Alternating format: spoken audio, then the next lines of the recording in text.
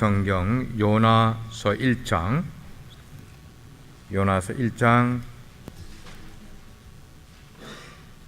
6절에서 10절까지 말씀입니다.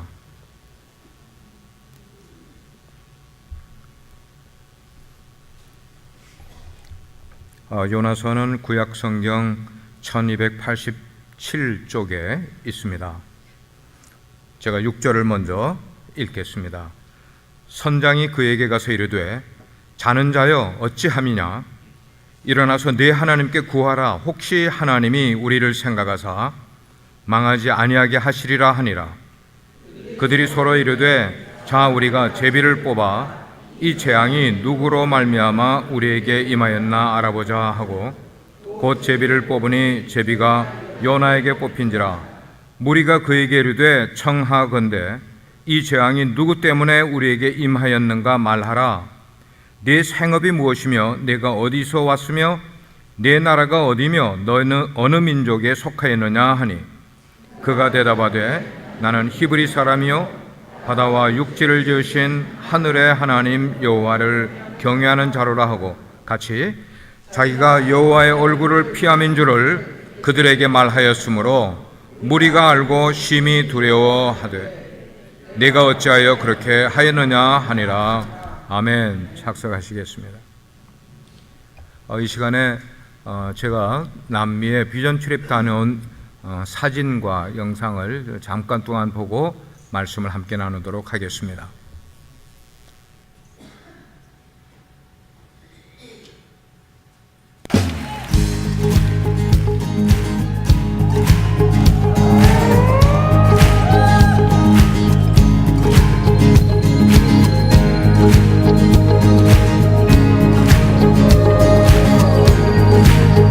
우리 믿음으로 선포하며 나갑시다.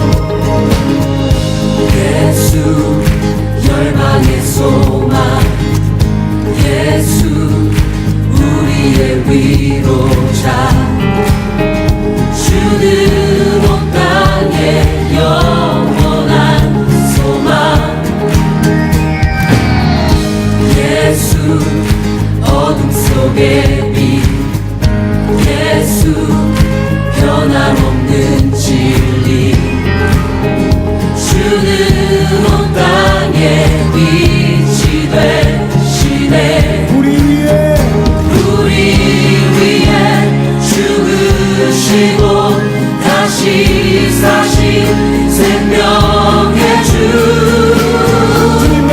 주님만이 소망이요 변함없는 반석이라. 주님만이 온 세상을 비추시네.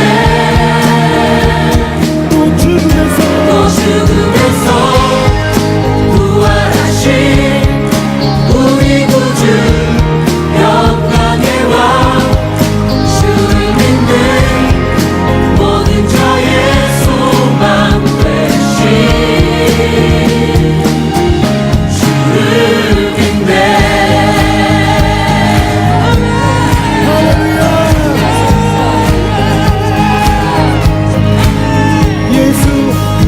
예수 열방의 소망, 예수.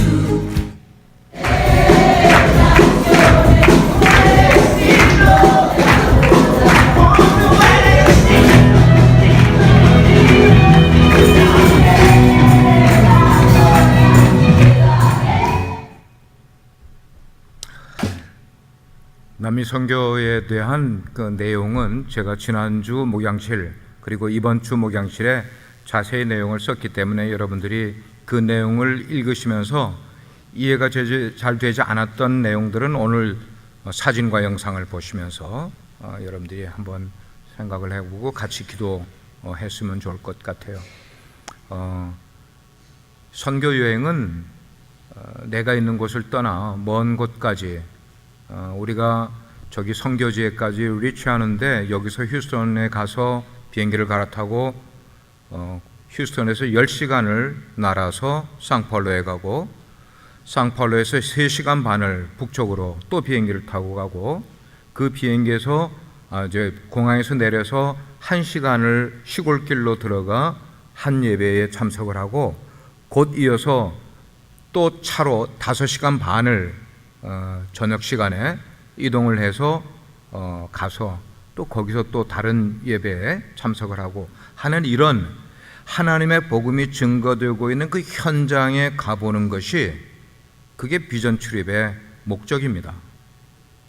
거기에서 우리와 동일한 믿는 하나님께서 어떻게 그들 가운데 역사하시는가, 그리고 그 원주민들 속에서 예배 드리는 모습은 어떻게 보면은 오늘을 살아가는 우리들이 예배 드리는 것보다 하나님께 좀 더 가까워 있는 그런 모습들을 그 원주민들의 예배 속에서 우리가 경험할 수 있기 때문에 비전 출입을 가면은 우리가 그들에게 무언가를 주는 것보다 우리가 훨씬 더 은혜와 도전을 받고 오는 게 사실입니다. 그래서 여러분들이 우리 교회에서 늘 비전 출입, 단기 선교 이런 거를 할 때에 한번 여러분들이 꿈을 가져보시기 바라요. 나는 아예 꿈도 가지지 않고 할 생각을 가지지 않는 것보다 한번 꿈을 가져보시고 나도 내 일생 속에 단기 선교나 비전 출입을 한 번은 가보겠다. 그러면 거기서 하나님이 예비하신 은혜가 분명히 있다고 생각을 합니다. 제가 가진 책 가운데 하버드대를 나온 정신과 전문의인 스캇펫 박사라는 분에게, 물론 그는 아주 독실한 크리스찬 영성가입니다. 그분이 쓴 책 가운데 The Road Less Traveled라는 책이 있어요. 우리나라로 번역된 책은 아직도 가야 할 길, 아직도 가야 할 길. 그 말은 아직도 갈 길이 남았다는 거예요. 그분이 그 책 속에서 이런 이야기를 하셨어요. 영혼과 정신의 성숙이란 굉장히 복잡하고 험난하고 그리고 시간이 오래 걸리는 평생 해야 될 일이다, 그렇게 이야기했어요. 영혼과 정신, 그 스캇펫 박사는 영혼과 정신을 같은 뜻으로 이야기를 자기는 한다고 이야기를 했어요. 근데 이 영혼과 정신의 성숙은 멀고 먼 길이다. 그래서 우리는 아직도 가야 할 길이다라고 그는 표현을 하는 거예요. 여기서 설교를 하는 저도 그렇고 바로 설교를 듣고 있는 여러분들도 부단히 그 길, 아직도 남은 우리가 가야 할 길을 우리는 지금 걸어가고 있는 거예요. 2월 초에 요나에 대한 말씀을 여러분과 나누면서 오늘 다시 요나의 이야기로 돌아갔는데, 그는 하나님의 종이지 않습니까? 하나님의 선지자이지 않습니까? 그렇지만 요나 역시도 아직도 가야 할 길이 먼 길을 가고 있는 모습을 오늘 우리가 읽은 본문 가운데서 우리는 발견하게 되는 거예요. 하나님의 종이면서도 그 역시 아직도 가야 할 길이 많은, 그 말은 뭐야? 아직도 성숙되어야 될 길이 많은 그런 삶을 노출시키고 있는 것을 우리는 보고 있어요. 우리는 여기에 나와 있으면서 신앙생활을 오래 하고 내가 교회 직분을 갖고 있으면은 나는 많이 성숙된 것처럼 스스로 생각하고 있을지 모르겠어요. 그러나 요나의 모습을 보면서 우리의 모습을 본다면 우리도 아직 성숙되어야 될, 가야 할 길이 먼 길을 걸어가고 있는 저와 여러분인 것을 생각을 하게 되는 거예요. 요나가 택한 다시스로 가는 길, 하나님은 니느웨로 가라고 명령하셨는데 그는 하나님의 명령을 어기고 다시스를 택한 그 길, 그 가는 길에 무슨 일이 지금 일어나고 있습니까? 무슨 일이 일어나고 있는 것을 성경은 설명을 해주고 있어요. 선원들이 그렇게 이야기를 하는 거예요. 지금 우리가 이럴 때가 아니지. 풍랑이 일어나고 있는데 우리가 가만히 있을 때가 아니지. 6절은 이렇게 말씀을 합니다. 선장이 그에게 가서 이르되, 그가 누구예요? 요나에게 가서 이르되, 자는 자여 어찌함이냐, 일어나서 네 하나님께 구하라. 여기 네 하나님께 구하라 하는 것은 기도하라 이 말이에요. 네가 믿는 하나님이 있느냐? 기도하라. 혹시 하나님이 우리를 생각하사 망하지 아니하게 할지 어떻게 하느냐.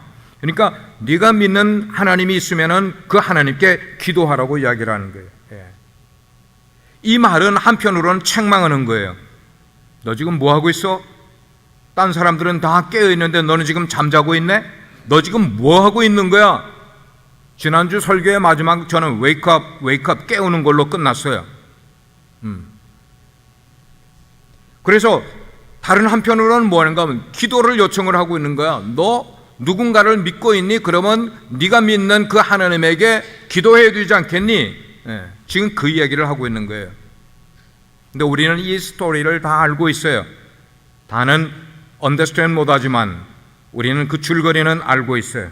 우리가 알고 있기로는 실제로 이 폭풍을 요나가 탄 그 배 주변에 폭풍이 일어나게 만든 분은 하나님이세요.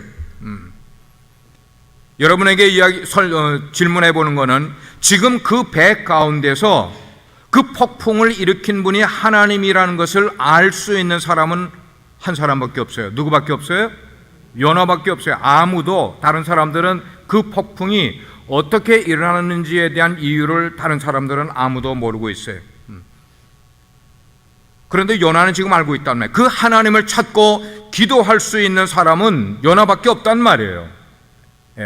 근데 그 하나님을 알고 있는 기도해야 될 그 한 사람이 지금 뭐 하고 있단 말이에요? 자고 있단 말이에요. 문제는 그가 자고 있단 말이에요. 풍랑이 많이 일어나고 있는 그런 바다를 항해하는 선장과 선원들은 대부분 바다의 신인 그리스의 신화에 나오는 포세이돈 신을 믿고 숭배하는 사람들이 많이 있어요. 그래서 뱃사람들은 배가 출항을 하기 전에 제사를 지내고 고사를 지내는 일들이 많은 이유는 우리가 가다가 풍랑을 만나지 않고 우리가 고기잡이를 나갈 때 고기를 많이 잡게 해달라고 바다의 신에게 제사를 드리는 경우가 많이 있단 말이에요. 그러니까 지금 풍랑이 막 일어나니까 선장과 선원들은 지금 뭐예요? 기도하지 않을 수 없다 이 말이에요. 이 배에는 아마 여러 나라 사람들이 탄 것 같아요. 그래서 선장이 묻습니다. 너가 어느 나라 출신이냐? 내가 어느 민족이냐? 그런데 사실은 풍랑은 바다에만 일어나는 것 아니라 우리가 살아가는 인생을 제가 처음에 고해라고 이야기를 했어요. 고통과 고난이 많은 바다를 항해하는 것과 같은 우리의 인생.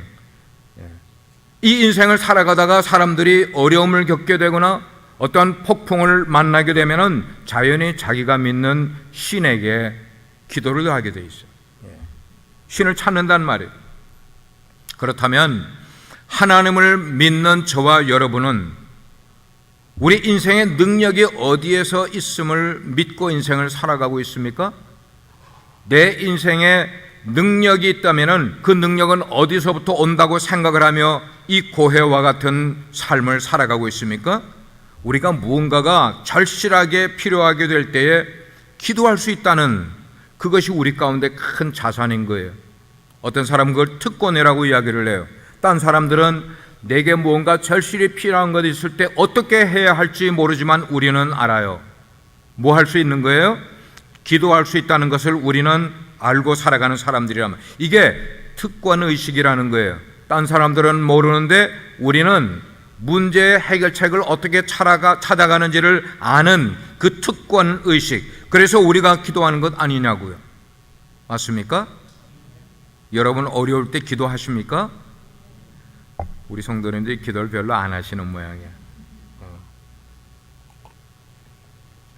그래서 내 환경에 사방이 다 막힌 것과 같고 그리고 곤경을 우리가 당하게 될 때에 우리는 하늘에 계신 하나님을 찾는 것이 우리에게는 어떤 특권이고 우리가 할 수 있는 그런 일이라고 생각을 해요. 그렇게 우리가 기도하게 될 때에 하나님의 능력이 우리 가운데 임하는 것을 경험하게 되고 그래서 내 사방에 막힌 것과 같은 그런 삶의 어려움들은 그런 스탬블링 블락 이런 것들을 이겨낼 수 있고 피해갈 수 있는 이게 바로 우리 신자들에게 있는 능력 아니겠냐는 말씀입니다.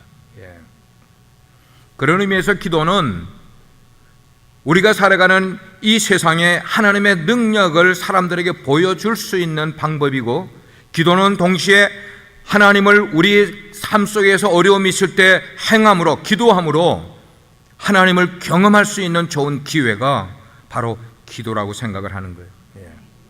사도행전 27장을 보면은 유라굴라 광풍 속으로 헤매고 있는 배가 막 로링하고 있는 그 가운데 많은 사람들이 두려워 떨고 있을 때 하나님의 종인 바울은 하나님과 소통하고 있었어요. 그 시간에 소통했다는 건 뭐 하고 있었어요? 기도하고 있었단 말이에요. 기도했어요. 우리가 인생을 살아가게 될 때에 이런 기도를 통하여 문제 해결받은 것을 경험해 본 사람은 그 다음에 또 다른 문제가 우리에게 올 때도 똑같이 그 일을, 그 방법을 사용을 해서 하나님께 기도할 수밖에 없는 거예요. 그렇습니다. 그리스도인의 신분이 어떻게 드러날 수 있습니까? 그리스도인의 지위가 어떻게 보장될 수 있습니까? 기도하는 것을 통하여 하나님의 능력을 경험하는 것이에요. 그게 우리의 그리스도인으로서의 신분이고 지위라는 것입니다. 그렇지만 다시스로 가는 그리스도인이라면 하나님의 능력을 그의 삶 가운데 경험하기가 무척 어렵게 될 거예요. 왜냐하면 하나님으로부터 멀리 떨어져 있기 때문입니다.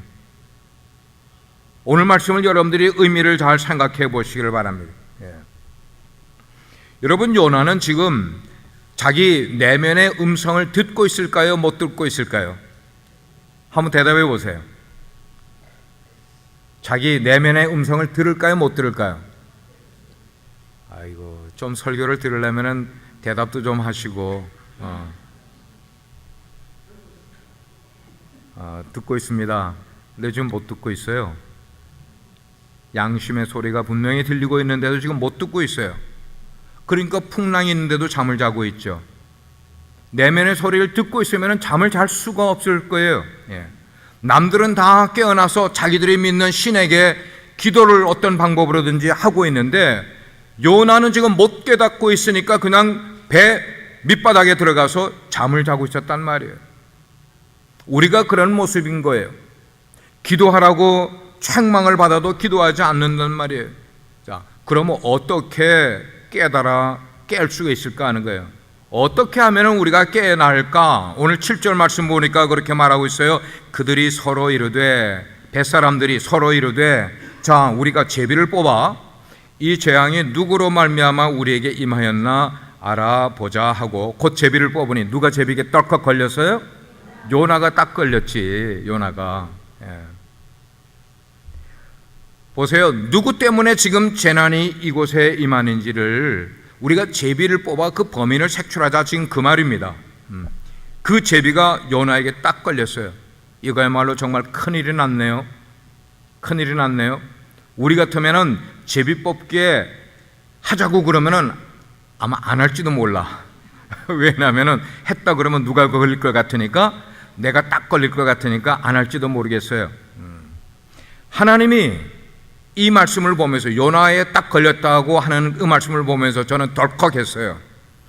하나님께서는 하나님의 선지자라고 봐주지 않으시네. 하나님의 종인데 딴 사람들 앞에 그게 걸리면 창피당할 게 뻔한데, 부끄러움 받을 게 뻔한데, 하나님이 하나님의 종을 좀 피할 길을 열어주실 텐데 요나의 경우를 보니까 예외가 없네. 하나님의 종인데도 불구하고 덜컥 걸리게 만들어주셨네. 그렇게 제비를 뽑는 그 순간에, 자기가 걸린 그 순간에 요나는 속으로 기도하지 않았겠어요? 뭐라고 기도했겠어요? 하나님, 저 용서해 주세요.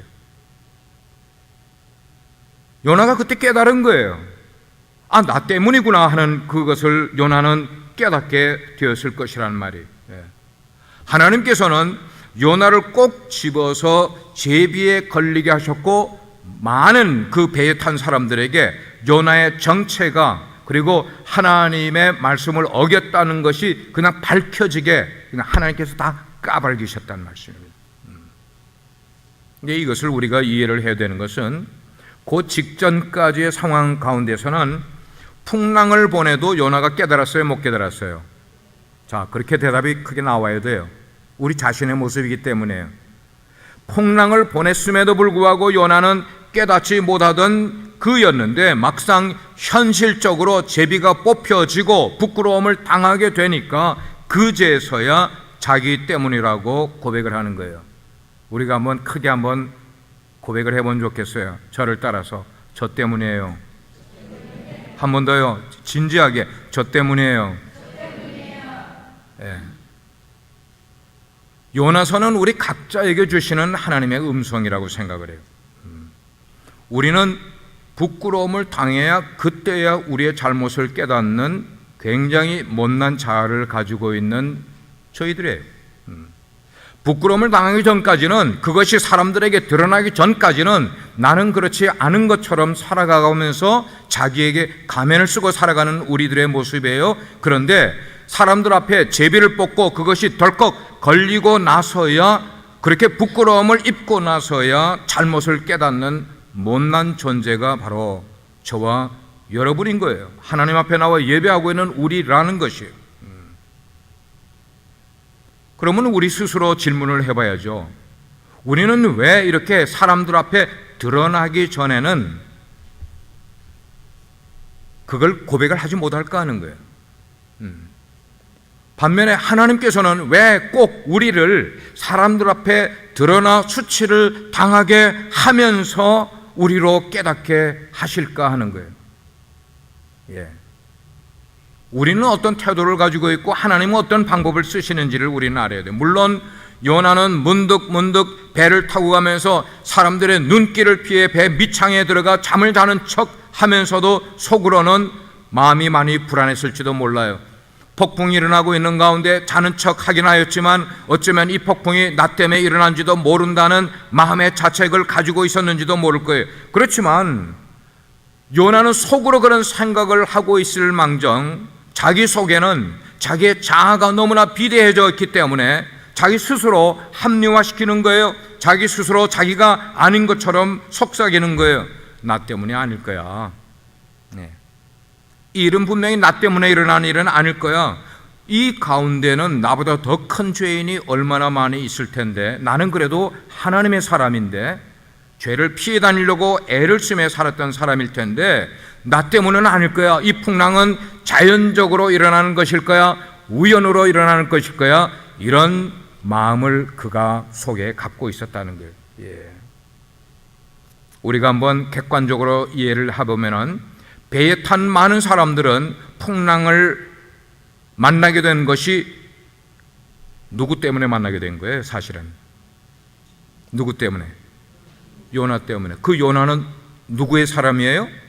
하나님의 사람, 하나님의 사명을 가지고 인생을 살아가야 될 사람인데 사명을 피해가는 사람 때문에 주변 사람들이 지금 피해를 입고 있는 그런 모습이었어요. 요나는 어떤 사람입니까?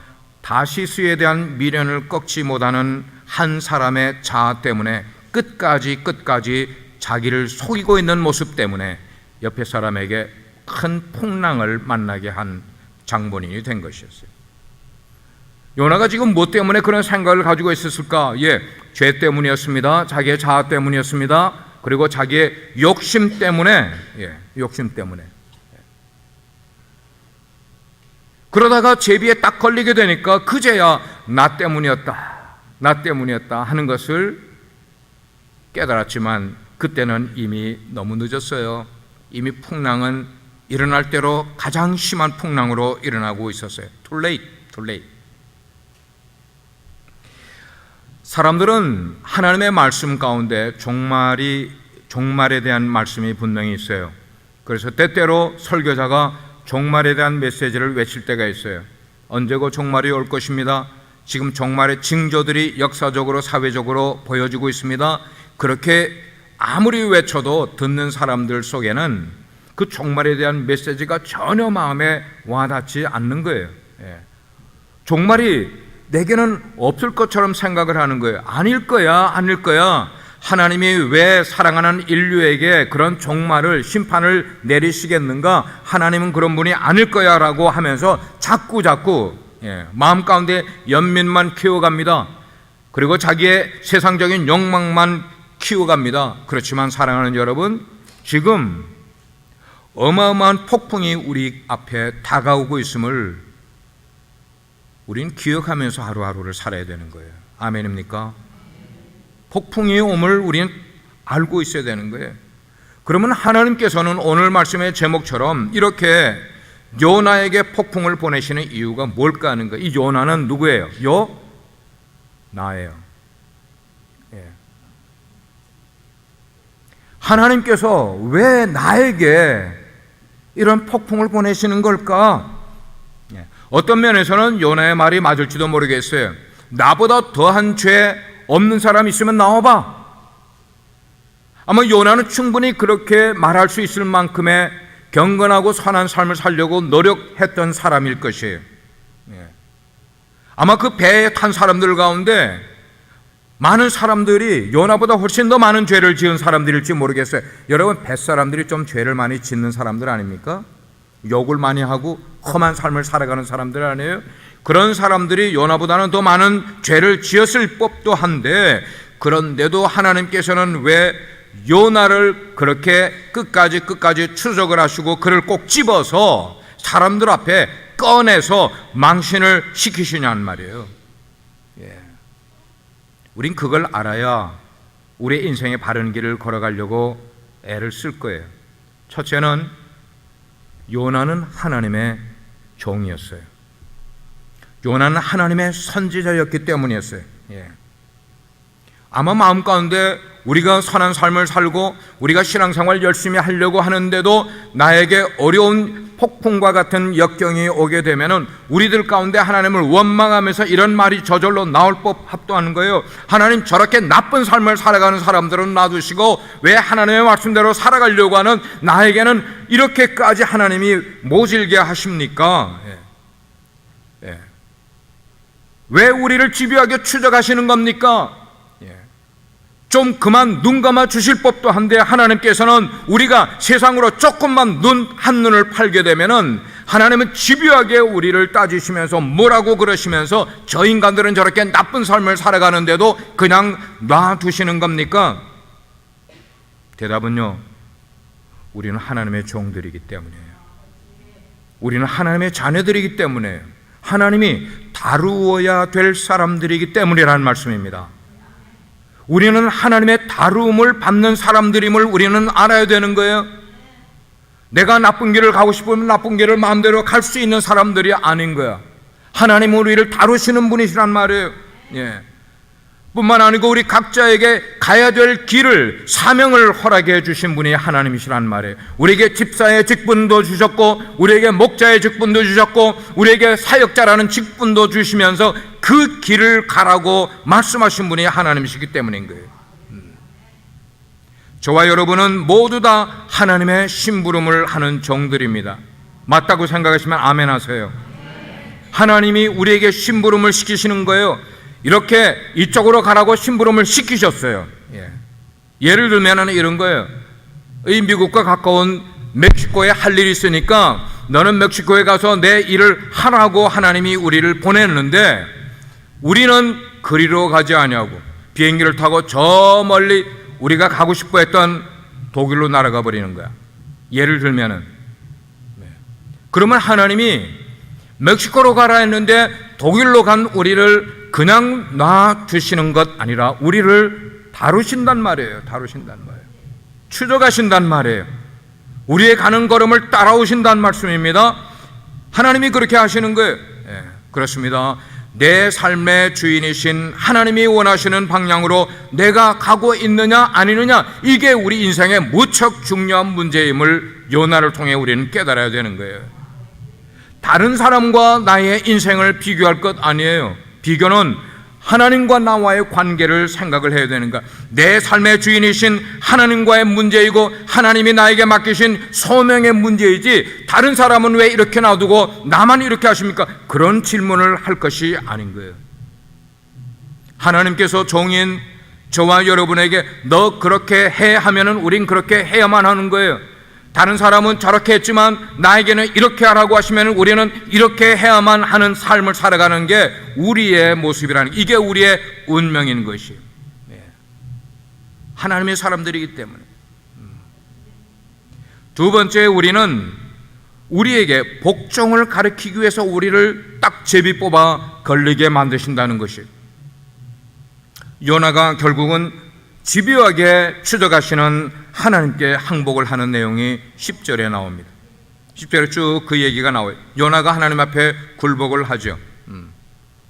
아마 요나는 하나님께서 정말로 내가 저 먼 바다 가운데 가는 데까지 나를 따라오셔서 나를 집요하게 그래서 풍랑을 일으키시고 결국은 물고기 밥이 되게 하게끔까지 하나님이 그렇게 계획을 하셨을까를 요나는 전혀 생각지 않고 있었을 거예요. 하나님이 그렇게 집요한 하나님이시고 하나님이 그렇게 전능하신 분이라는 것을 요나는 전혀 생각지 않았을 거예요. 그런데 도망을 하다가 폭풍을 만나고 나가셔야 하나님은 정말 내가 어디로 가든지, 내가 하늘 위로 가든지 바다 끝으로 가든지 바다 깊은 속으로 갈지라도 나는 하나님을 피할 수 없는 전능자이시구나 하는 것을 요나가 차츰차츰 깨닫기 시작하는 거예요. 아직도 가야 할 길이 뭐래요? 룻기를 보게 되면은 나오미라는 사람과 시어머니와 룻 며느리가 등장을 하는데, 이 나오미가 예루살렘에서 모압 땅으로 도망을 가서 거기서 살다가 남편을 잃어버리고 두 아들조차 잃어버리게 됩니다. 그리고 털레털레 며느리 하나 데리고 고향으로 돌아오게 될 때에 그 나오미가 하는 말이 있어요. 전능자가 나를 괴롭히셨다. 내가 전능자로 인하여 괴롭힘을 당한다고 그가 고백을 하는 말을 우리는 기억해야만 합니다. 우리의 삶이 하나님의 존전 앞에 늘 살아가는 모습이 되어야 되는데, 하나님의 곁을 떠난 삶을 살 때에 하나님이 인터피어 하신다는 거예요. 우리를 다루신다는 말씀입니다. 어렵게 표현하면 우리를 괴롭히신다는 말씀이에요. 지금 요나는 폭풍 속에서 자기를 찾아가는 하나님이 얼마나 위대하신 분인가를 점점 깨달으면서, 반면에 나는 그 하나님 앞에 이력 편조와 같이 이 험한 인생 가운데 아무것도 할 수가 없는 하나님 앞에 무릎을 꿇어야 되는 연약한 인생이라는 것을 철저하게 깨닫습니다. 그런 실패와 고난 앞에서 마침내 요나는 하나님을 알게 되고, 그리고 나는 얼마나 약하고 비천한 존재임을 깨닫게 되는 거예요. 여러분, 우리가 신앙생활을 바르게 하려면은 제일 먼저 내가 누구인가를 깨닫기 전에 하나님이 누구신가를 깨달아야만 합니다. 하나님을 먼저 만나야 되는 거예요. 내 인생을 바로 하려면은, 내 인생을 나보다 더 잘 아시는 하나님을 만나면은 내가 누구인지도, 나는 어떤 삶을 살아야 하는지도, 나는 어떤 목적을 가져야 되는지도 알게 되는 게 신앙의 시작임을 우리는 알아야 되는 거예요. 그때부터 요나는 하나님을 두려워하기 시작을 합니다. 그리고 하나님 앞에 복종하는 삶을 살아가게 되는 거예요. 하지만 아직도 요나의 마음 깊은 데는 하나님을 against 하는 그런 마음이 아직도 남아있을 수가 있어요. 하나님의 뜻을 받아들이기가 어려운 거예요. 니느웨 생각만 해도 가기가 어려운 곳으로 두려워지는 거예요. 그렇지만 하나님을 경험한 그때부터 자기의 뜻을 꺾고 니느웨로 갈 마음을 요나가 갖게 됩니다. 여러분, 우리가 신앙생활할 때에 하나님을 기쁨으로 따르고 기쁨으로 신앙생활하면 얼마나 좋겠어요. 그러나 만약에 우리가 하나님을 따르는데 기뻐할 일이 많이 없어도 하나님의 사람은 해야만 하는 것이, 하나님의 뜻을 쫓아야만 하는 것이, 그게 우리예요. 어떻게 하면 그렇게 할 수 있는가? 우리의 자아가 죽으면 할 수가 있는 거예요. 예수님이 제자들에게 말씀하셨어요. 누구든지 나를 따라오려거든 자기 자신을 뭐하고? 크게 말씀해 보세요. 자기 자신을 뭐하고? 더 크게 한번 대답해 보세요. 자기 자신을 뭐 하시고? 부인하고 자기 뭘 지고? 근데 우리가 대답이 안 나오는 이유가 바로 그것 때문이잖아요. 내 자아를 부인하고 싶지 않기 때문이잖아요.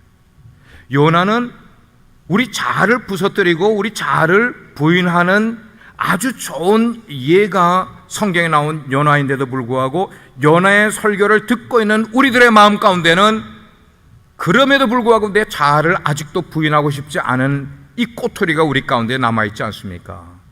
십자가를 지고 가라고 말씀하는 그 말씀이 듣기가 무척 부담스러운 게 지금 여기에 앉아서 말씀을 듣고 있는 우리가 아니냔 말이에요.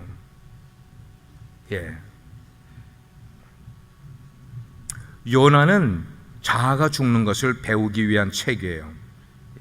요나가 그 경험을 통하여 자기가 자아를 죽이는 방법을 지금 배워야만 했었어요.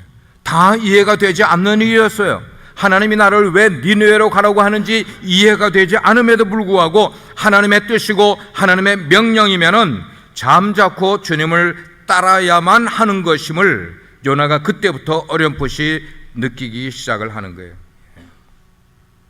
이렇게 설교하고 있는 장 목사도요, 가끔씩 솔직한 제 마음을 표현하면은 다시스로 가고 싶은 마음이 들 때가 불쑥 있단 말이에요. 이 말 들으니까 속이 시원하죠. 여러분의 마음을 대변해 주는 것 같아서요. 그런 마음이 있어요. 그러나 저는 목사이기 때문에 하나님께 부름을 받은 자이기 때문에 이것을 어떻게 극복을 하는가, 사명지로 제 마음을 자꾸만 일부러 밀어넣습니다. 제 몸을 자꾸만 밀어넣어요. 그래서 선교제도 가보고 또 선교제도 가보고 하면서 저의 잃어버리려고 하던, 저의 약해지려고 하는 저의 사명감을 더 고치시키고 또 고치시키는 이유가 뭐냐면은, 그런 선교제에 가보게 되면은 내가 할 일이 무엇인가, 하나님의 무엇 때문에 나를 목사로 부르셨는가가 잃어버리려고 하던 것이 다시금 불끈 솟아나는 것, 그래 돌아오게 되면 다시 힘이 나는 거예요. 할렐루야. 할렐루야. 여러분들도 마찬가지란 말이에요. 여러분들도 내 몸을 사명지로 밀어 넣게 되면은 내 몸이 가는 그곳에 내 마음도 따라오는 것을 제가 알고 있기 때문이에요. 나는 몸이 갔는데 마음은 따라오지 않는 곳이 없더란 말입니다. 내 몸이 가는 곳에는 언제나 마음도 따라오더라는 말씀입니다. 궁극적으로 표현하면은 하나님이 우리에게 원하시는 것은 우리 마음이에요. 우리 마음을 하나님이 원하세요. 오늘 본문을 묵상을 하면서 하나님께서 우리 인생에 폭풍을 보내시는 이유가 무엇일까를 깊이 생각을 하게 될 때에, 그 폭풍을 일으키신 결과 종인 요나를 결국 니느웨로 몰아가시는 그 하나님의 마음은 어떠실까를 생각을 해봤어요. 그러다가 제가 예를 생각을 한 것이 뭔가 하면, 아이들과 함께 여행하는 부모의 심정을 하나님의 마음과 한번 엮어봤어요. 우리의 자녀들이 어릴 때는 우리가 어디 가자고 그러면 두말하지 않고 잘 따라다녀요. 10살 될 때까지는 아이들이 우리가 가자 그러면 자기네들도 재밌으니까 막 따라다녀요. 그런데 어릴 때는 잘 따라다니던 아이들이 이제 키가 자라고 머리가 커지기 시작을 하면서 따라오는 것을 싫어할 때가 생기게 되는 거예요.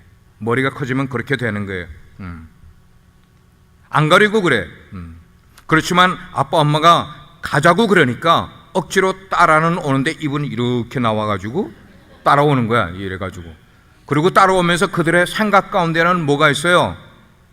게임이 그냥 꽉 차 있는 거야. 게임. 그리고 친구가 꽉 차 있는 거야. 지금 몸은 엄마 아빠를 따라가는데 생각은 친구, 게임으로 가득 차 있는 모습을. 우리는 살아가면서 이런 일을 겪게 될 때에 부모들은 자녀들하고 좀 시간을 보내면서 이야기도 하고 싶고 자녀들의 관심사가 무언가를 듣고 싶고, 그런데 불구하고 이 아이들은 시간만 나면 자기 친구들 생각, 그리고 영상 통화하는 그런 것들, 그러니까 핸드폰만 가지고 노는 거예요. 그때 부모의 마음은 어떨까? 그때 부모의 마음은 어떠시든가요? 슬퍼져요. 그런데 그 부모를 슬퍼하게 만드는 자녀들이 오늘 신앙생활을 하고 있는 우리들의 모습이에요. 그 모습이에요. 우리는 살아가면서 우리에게 뭐가 첫째인가 하면 우리 자식이 첫째야. 뭐니 해도 자식이 첫째야. 나중에 자식이 떠나가고 나서 나중에 자식으로 인하여 상처받을 거 생각을 하지도 못하고 자식이 첫 번째야. 그리고 두 번째는 내 하는 일이에요. 내 하는 일. 이게 제일 중요해. 그러다 가끔 그리고 말씀을 듣고 그러다가 하나님에 대한 생각을 문득 떠올렸다가도 시간이 오래 걸리지 않아서 다시 우리의 자식으로 내 하는 일로 틈만 나면은, 그리고 엉뚱하게 세상 쪽으로 우리의 관심을 쓰고 살아가는 것이 진짜 우리들의 모습이라는 거예요. 다시 말씀드립니다. 하나님이 우리에게 원하시는 게 뭘까요? 우리의 마음이에요. 기억하세요. 오늘 마음이라는 단어를 기억하세요. 저희 자녀들은 지금 다 30대가 됐어요. 성인이 됐어요. 그렇지만 여전히 저의 아빠의 마음 가운데는 제가 그리워하는 것은 바로 우리 자녀들의 마음이 그리운 거예요. 어릴 때 우리 아들은 아빠하고 쫓아와서 저에게 안기는 것을 좋아했던 아들, 저는 그때가 그리운 거예요. 그리고 잠잘 때면 언제나 자기의 그 작은 손을 제 손아귀에다가 놓고 내 손을 꼭 쥐어주면 잠을 잘 자는 우리 딸 모습, 저는 그때가 그리운 거예요. 그런데 언제인가 하나님께서 저에게 이렇게 말씀을 하시더라고요. 아들아, 나도 내가 그립구나. 나도 내가 그립구나. 전에는 무슨 일이든지 내가 미주알 고주알 나에게 다 이야기해 주던 그때가 그립고, 내 마음을 헤아려 주려고 그래서 기도할 때 제가 하나님의 마음을 10,000분의 1이라도 알기를 원합니다 라고 그렇게 기도할 때가 하나님이 그립다는 것이에요. 내가 하나님을 사랑한다고 외치면서 찬송을 부를 때 손을 들고 눈물을 흘리며 찬송한 그때를 하나님이 그리워하시더라고요. 내가 그립다. 그런 내가 목숨을 바쳐서 나를 위해서 인생을 살아가겠다고 용기 있게 말하던 그때가 그립구나. 그런데 지금 너의 모습은 다시스로 가고 있는 것 같아. 다시스로 가면서 교회 예배는 나오면서 몸만 억지로 끌려 나온, 마음은 가지고 오지 않고 몸만 나와 있는 내 모습이 참으로 아쉽구나 하는 말씀을 주시더라고요. 하나님은 늘 우리에게 이렇게 이야기를 하세요. 그런데 우리는 주님께 뭐라고 그래요? 왜 우리에게는 다시스가 허락되지 않는 거죠? 왜 우리는 좀 세상 사람들처럼 마음 놓고 세상에서 즐기고 그렇게 살아갈 수 없는 거죠? 여러분, 이렇게 하나님께 요구하고 이렇게 하나님을 원망할 때에 하나님의 마음은 어떠실까를 생각해 보셨어요? 하나님은 어떠실까? 우리가 다시스로 좀 가게 내버려 두세요라고, 나를 좀 보내달라고 그렇게 눈물 짖으며 하나님을 찾을 때에 하나님의 마음은 어떠실까를 생각해 보십시오. 세 번째는 하나님께서 왜 우리를 제비 뽑아 드러내시는가? 우리의 마음을 돌이키시기 위해서예요. 우리가 기도할 때 하나님 이것 꼭 필요해요. 이것 해주셔야 돼요. 그래서 하나님께 기도해서 하나님의 응답을 받고 나면 응답받은 데는 그 다음에 돌아가서 다시 세상을 향하고 하는 그런 우리의 모습. 주님이 우리에게 원하시는 건 뭘까? 계속해서 이야기하지만 네 마음을 나에게 주지 않겠니? 다시스로 향하려고 하는 그 마음을 내게로 돌릴 수 없겠니? 네 마음의 다시스, 그걸 내게 달라고 주님이 말씀하세요.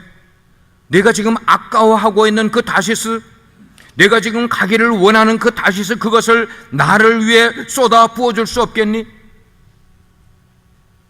네가 나를 처음 만났을 때 주 예수보다 더 귀한 분은 없네. 이 세상 즐거움 다 버리고 세상 자랑 다 버리겠다고 찬송을 했던 그 찬송의 고백을 다시 나에게 들려줄 수 없겠니? 오늘 말씀을 맺겠습니다. 사랑하는 여러분, 예수님이 왜 우리를 위해 죽어주셨을까요? 왜 예수님이 십자가에 달리시면서 우리를 구원해 주셨겠어요? 이유는 한 가지예요. 우리의 마음을 원하시기 때문에. 우리는 신앙생활을 하면서 너 그렇게 뺀질거리며 신앙생활하면 언젠가 하나님께 혼날 거야? 너 하나님이 얼마나 무서운 분인 줄 알아? 뭐 이런 식의 두려움 때문에 신앙생활을 한다면 우리는 도망가다가 받는 은혜의 수준에 불과할 거예요. 누구와 같이? 요나와 같이. 하나님은 두려운 분으로 느껴지지 않고 사랑의 분으로 우리의 마음을 원하시는 그 마음을 알고 신앙생활을 한다면은 우리의 신앙생활에 한 걸음 더 나가야 되지 않겠어요? 오늘 저와 여러분 우리의 마음을 하나님께 드릴 수 있는 그래서 하나님을 정말로 내 마음 가운데 하나님의 마음을 알고 순종하고 쫓아갈 수 있는 그런 마음 될 수 있는 분들 되기를 주님의 이름으로 축원합니다. 기도하시겠습니다. 하나님, 왜 우리 인생에 폭풍이 오는지를 주님은 요나를 통해 말씀하고 계십니다. 우리가 하나님의 낯을 피해 다시스로 가고 있기 때문입니다. 우리는 아니라고 부인하지만 우리의 몸은 다시스로 가 있습니다. 우리의 마음도 다시스로 가 있습니다. 하나님은 우리의 빼앗긴 마음을 하나님께로 돌이키기를 원하십니다. 하나님, 우리를 통하여서 하나님의 마음이 기뻐할 수 있는 그런 신앙이 될 수 있도록 주여 은혜 베풀어 주옵소서. 마음에 결단할 수 있게 해 주옵소서. 그렇게 살아갈 수 있도록 역사해 주옵소서. 예수 그리스도의 이름으로 기도합니다.